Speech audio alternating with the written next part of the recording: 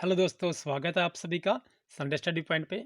हम आपके लिए लेकर आए हैं स्टेट नवंबर 2020 हरियाणा शिक्षक पात्रता परीक्षा लेवल 3 लेक्चरर हिंदी पीजीटी के लिए। वीडियो को अंत तक देखिएगा। वीडियो पसंद आए वीडियो को लाइक कीजिए। चैनल पर नए आए हैं चैनल को सब्सक्राइब कर लीजिएगा, साथ में बेल आइकन को प्रेस कर लीजिएगा। यदि आपने हमारी अभी तक दूसरी वीडियोज़ नहीं देखी हैं तो नीचे डिस्क्रिप्शन में आपको लिंक मिल जाएगा, वहाँ से आप हमारी अन्य वीडियोज़ देख सकते हैं, या फिर आप चैनल की प्लेलिस्ट से जाकर हमारी अन्य वीडियोज़ देख सकते हैं। हिंदी व्याकरण, UGC net Hindi, net paper 1, Haryana GK GS, MCQ और अन्य अधिक वीडियोज़ आपको वहाँ से मिल जाएंगे हमारी चैनल की प्लेलिस्ट से। तो वीडियो को अंत तक देखिएगा दोस्तों। चलिए आज के हमारे पहले क्वेश्चन चलते हैं।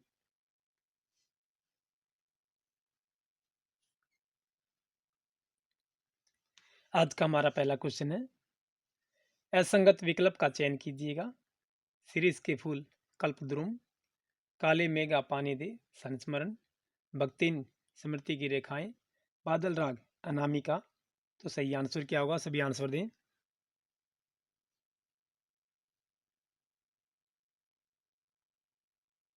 असंगत का विकल्प का चयन करना हमें, ये ऑप्शन नंबर ये हमारा राइट आंसर हो जाएगा। शिरीष के फूल कल्पद्रुम ये हमारा राइट आंसर है, क्योंकि ये असंगत है। जबकि काले मेघा पानी दे संस्मरण है, भक्तिन स्मृति की रेखाएं, बादल राग अनामिका, ये बिल्कुल सही है तीनों ही कथन, बी सी डी। चलिए अगले कथन चलते हैं हमारे। फिराक गोरखपुरी का मूल नाम क्या है? फिराक गोरखपुरी का मूल नाम है रघुवीर सहाय फिराक, रघुपति सहाय फिराक, रघुपति सराय फिराक, रघुपति सिंह फिराक। तो सही आंसर क्या होगा? सभी आंसर दें। फिराक गोरखपुरी का मूल नाम है, तो राइट आंसर क्या हो जाएगा? रघुपति सहाय फिराक, ये हमारा राइट आंसर हो जाएगा, ऑप्शन नंबर बी। चलिए अगले प्रश्न चलते हैं हमारे। निम्नलिखित भारतेंदु योगीन कवियों को उनके जीवन काल की दृष्टि से आरोही क्रम में व्यवस्थित कीजिएगा। प्रताप नारायण मिश्र, राधा कृष्ण दास, जगमोहन सिंह नवीन चतुर्वेदी। राधा कृष्ण दास, प्रताप नारायण मिश्र, जगमोहन सिंह नवीनीत चतुर्वेदी। प्रताप नारायण मिश्र, जगमोहन सिंह, राधा कृष्ण दास नवीन चतुर्वेदी। जगमोहन सिंह, प्रताप नारायण मिश्र, राधा कृष्ण दास नवीन चतुर्वेदी। तो सही आंसर क्या होगा? ए बी सी डी से ये ऑप्शन नंबर सी हमारा सही आंसर हो जाएगा। सबसे पहले प्रताप नारायण मिश्र हैं, जगमोहन सिंह हैं, राधा कृष्ण दास, नवनीत चतुर्वेदी। तो right answer option number C हो जाएगा हमारा। चलिए अगले प्रश्न चलते हैं हमारे। अगला प्रश्न हमारा है, मैं यौवन का उन्माद लिए फिरता हूँ, उन्मादों में अवसाद लिए फिरता हूँ। प्रस्तुत पंक्तियों के रचयिता हैं कुंवर नारायण, आलोक धनवा, रघुवीर सहाय, हरिवंश राय बच्चन। मैं यौवन का उन्माद लिए फिरता हूँ, उन्मादों में अवसाद लिए फिरता हूँ। तो राइट आंसर हमारा ऑप्शन नंबर डी हो जाएगा। हरिवंश राय बच्चन जी की कविता से ली गई है ये। चलिए अगला प्रश्न चलते हैं हमारे। प्रेमाख्यानक काव्य परंपरा के संबंध में असंगत कथन छाटिएगा। माधवानल कामकंदला मुख्यतः दोहा चौपाई शैली में रचित है।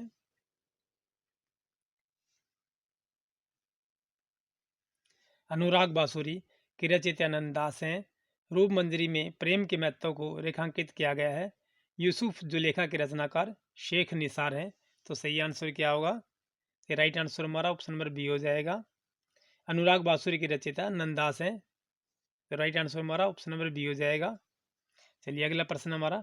आज्ञे द्वारा संपादित दूसरा सप्तक में कौन सा कवि सम्मिलित नहीं है?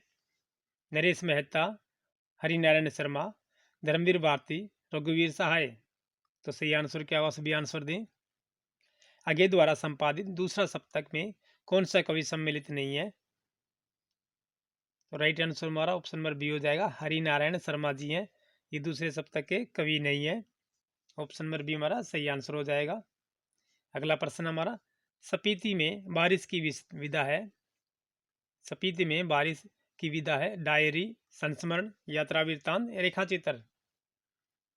तो राइट आंसर हमारा ऑप्शन नंबर सी हो जाएगा। यात्रा वृत्तांत है कि स्पीति में बारिश की ठीक है, स्पीति में बारिश की विदा है, यात्रा वृत्तांत है ये। चलिए अगला प्रश्न हमारा, अष्टछाप के लोकप्रिय कवि नंददास को किसने दीक्षित किया था? वल्लभाचार्य, गोसाई विठलनाथ, गोकुलनाथ, सूरदास। तो सही आंसर क्या होगा? सभी आंसर दें। अष्टछाप के लोकप्रिय कवि नंददास को किसने दीक्षित किया था? तो राइट आंसर हमारा ऑप्शन नंबर बी हो जाएगा, गोसाई विठलनाथ जी। गोसाई विठलनाथ जी ने दीक्षित किया था अष्टछाप के लोकप्रिय कवि नंददास को। चलिए अगला प्रश्न हमारा, श्री रघुनाथ प्रताप की बात तुम्हें 10 कंठ न जानी पारी, तेलनी तुलनी पूंछी जरी न जरी, जरी लंक जराई जरी। प्रस्तुत पंक्तियां किस प्रसिद्ध रचनाकांड से? रामायण, रामचरितमानस, हनुमान बाहुक, रामचंद्रिका। तो सही आंसर क्या होगा? सभी आंसर दें। श्री रघुनाथ प्रताप की बात तुम्हें 10 कंठ न जारी परी, तेलनी तुलनी पूंछी जरी न जरी, जरी लंक जराई जरी। तो प्रस्तुत पंक्तियां हमारी ये ऑप्शन नंबर डी देखिए, रामचंद्रिका से ली गई हैं। सही आंसर हमारा ऑप्शन नंबर डी हो जाएगा। चलिए अगला प्रश्न चलते हैं हमारे, स्थापना दी गई है एक तरफ, स्थापना है तुलसीदास की लोक व शास्त्र दोनों में पैठ है, जीवन व जगत की व्यापक अनुभूति और मार्मिक प्रसंगों की उन्हें अधिक समग्र है। तर्क दिया गया है, तुलसी लौकिक व दार्शनिक सदर के सभी द्वंद्वों को अचेतन करते हैं, उनकी भक्ति शास्त्रोन्मुख है, लोकोन्मुख नहीं। तो सही विकल्प का चयन करें। ए व आर दोनों सही हैं, ए सही व आर गलत है, आर ए गलत और आर सही है, ए सही व आर आंशिक सही है। तो राइट आंसर क्या होगा? देखिए ऑप्शन नंबर डी हमारा सही आंसर हो जाएगा, ए सही है व आर आंशिक सही है। ऑप्शन नंबर डी हमारा सही आंसर हो जाएगा। चलिए अगले प्रश्न चलते हैं हमारे, भाववाचक संज्ञा किस विकल्प में नहीं है? गांभीर्य, शैशव, कुटिल, खुजलाहट। भाववाचक संज्ञा किस विकल्प में नहीं है? तो राइट आंसर हमारा ऑप्शन नंबर सी हो जाएगा, कुटिल। की कुटिल में भाववाचक संज्ञा नहीं है। देखिए गांभीर्य, शैशव, ठीक है, खुजलाहट, यानी कि कुटिल में हमारी कोई भाववाचक संज्ञा नहीं है। Right answer option number C हो जाएगा हमारा। चलिए अगला प्रश्न हमारा, अल्पत्यवाचक तदित प्रत्यय से बना शब्द किस विकल्प में नहीं है? मगध, आंजनेय, वैचित्र्य, मार्कंडेय। तो राइट आंसर हमारा ऑप्शन नंबर बी देखिए, वैचित्र्य हो जाएगा। ऑप्शन नंबर सी हमारा राइट आंसर हो जाएगा। चलिए अगला प्रश्न हमारा, कहाँ चले तुम राम नाम का पीताम्बर तन पर डाले, वाक्य में रेखांकित पद में कौन सा समास है? कहाँ चले तुम राम नाम का पीताम्बर तन पर डाले, वाक्य में रेखांकित पद में कौन सा समास है? कर्मधारय है, बहुवीरी, दंड, तत्पुरुष।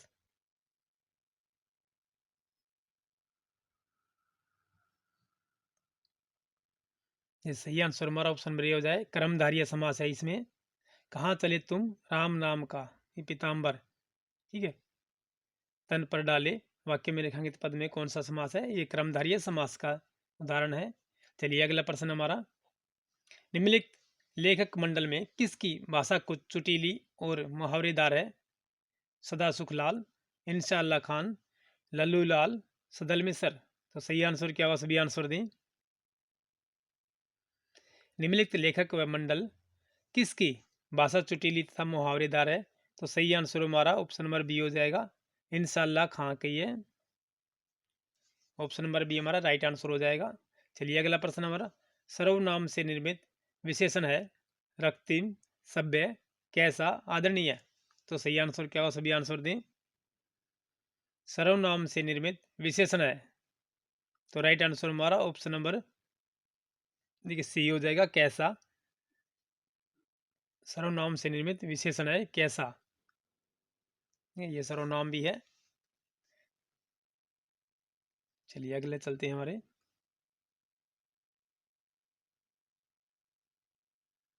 किस शब्द में परा उपसर्ग का उपयोग नहीं हुआ है? किस शब्द में परा उपसर्ग का प्रयोग नहीं हुआ है? पराजिका, पराध्वनि, पराभूत, परांतक। तो सही आंसर क्या होगा? सभी आंसर दें। किस शब्द में परा उपसर्ग का प्रयोग नहीं हुआ है?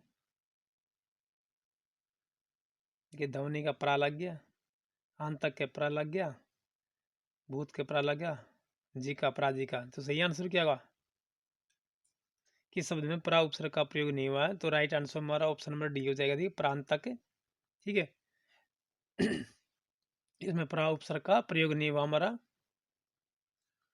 ये पर प्लस आंतक। ठीक है, यानी कि पर उपसर्ग नहीं, इसमें परा पूछा गया है। ठीक है, ऑप्शन नंबर डी हमारा राइट आंसर हो जाएगा। चलिए अगला प्रश्न हमारा, निम्न में से कौन सा विकल्प सुमेलित नहीं है? ये घोषवर्ण जय ग न ग। ठीक है, ये तीसरा वर्ण हो गया, फिर चौथा वर्ण हो गया हमारा, ये तीसरा भी होगा, ये भी तीसरा हो गया, और ये भी तीसरा हो गया हमारा, ये चौथा ग। घोष वर्ण कौन से में नहीं है? सुमिलित नहीं है हमारा। अघोष वर्ण थ ज ट फ। अल्प प्राण ब य ड अंग। महाप्राण ख ड ब ठ, यानी कि सुमिलित नहीं है, में पूछा गया है। तो सही आंसर हमारा ऑप्शन नंबर बी हो जाएगा। देखिए अघोष वर्ण जो है ना, ठीक है, ऑप्शन नंबर बी जो हमारा सही आंसर हो जाएगा, ऑप्शन नंबर बी। अघोष वर्ण देखिए ये सुमिलित नहीं है। थ के बाद देखिए ज दे दिया, फिर ट दे दिया, फिर फ। देखिए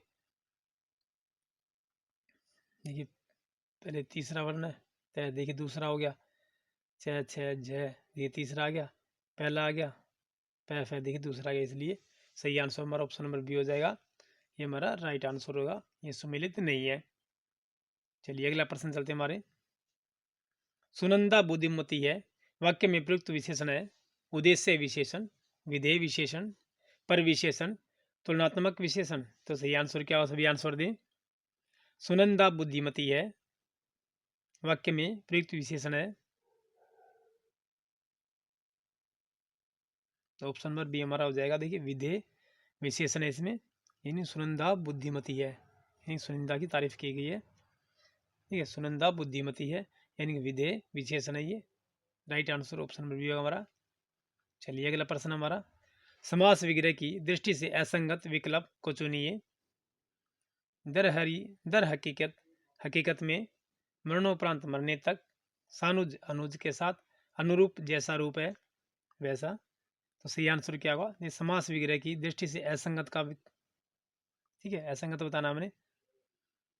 देखिए ऑप्शन नंबर बी हमारा सही आंसर हो जाएगा। देखिए मरणोपरांत, मरने के पश्चात होता है, लेकिन मरने तक, ठीक है, ये हमारा सही आंसर हो जाएगा, ऑप्शन नंबर बी हमारा असंगत है ये। देखिए दर हकीकत, हकीकत में है, सानुज अनुज के साथ है, अनुरूप जैसा रूप है वैसा। ठीक है, ऑप्शन नंबर बी हमारा सही आंसर हो जाएगा। चलिए अगला प्रश्न हमारा, संज्ञा पद का विकारक पद कौन सा नहीं है? संज्ञा पद का विकारक पद कौन सा नहीं है? लिंग, वचन, कारक के काल। इस राइट आंसर हमारा ऑप्शन नंबर डी हो जाएगा। काल जो हमारा ये संज्ञा पद का विकारक नहीं है। ठीक है, विकारक पद कौन सा नहीं है? तो काल हमारा सही है। चलिए अगले प्रश्न चलते हैं हमारे। चलिए आज की हमारी वीडियो यहीं समाप्त होती है दोस्तों, फिर मिलते हैं नेक्स्ट